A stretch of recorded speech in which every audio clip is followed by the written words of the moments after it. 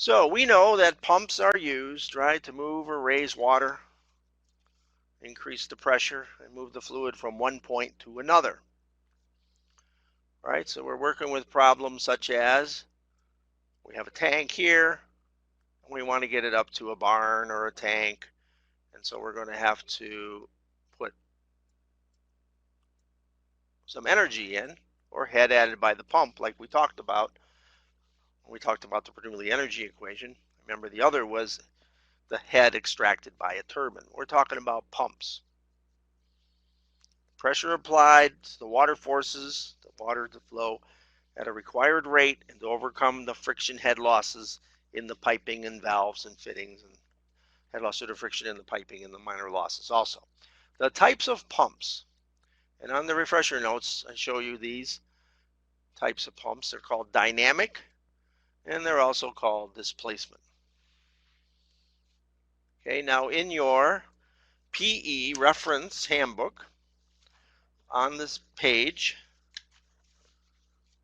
12, you're also going to see a further description of displacement pump characteristics in fluid flow machinery on page 12. I'm going to call that up here in just a few seconds here. Dynamic type of pumps are kinetic energy, continuously added, increased fluid velocities, etc. Displacement, or positive displacement, periodically added applications of force and mechanical displacement. They have a piston or the mechanical cylinders, etc., that move the fluid. And those type of displacement pumps can be reciprocating or rotary. And dynamic centrifugal pumps, axial flow, mixed flow, and radial flow. Let's take a look at our reference handbook on this page 12.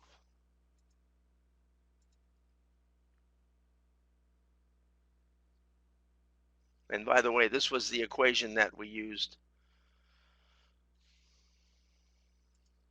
for our problem on page 17. It was this equation right here. Head loss due to friction using the Hazen-Williams equation. There was the C, and here was the Q value right over here. That's where you would get your factor. Okay.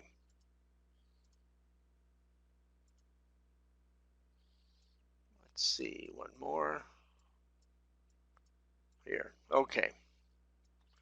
Page 12 or page 13, excuse me, top of page 13. All right.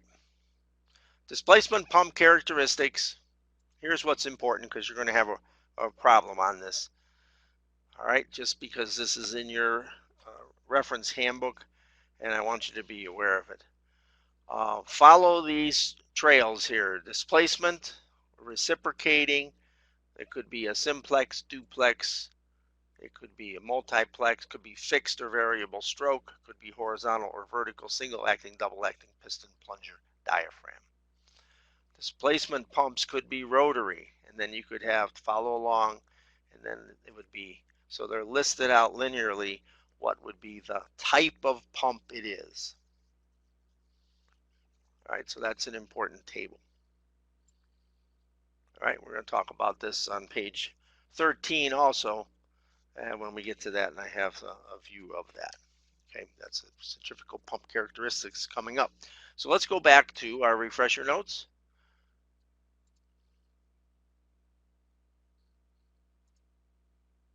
And at the bottom of page 21, we see, all right, some more definitions of positive displacement pumps. Have a low flow rate, high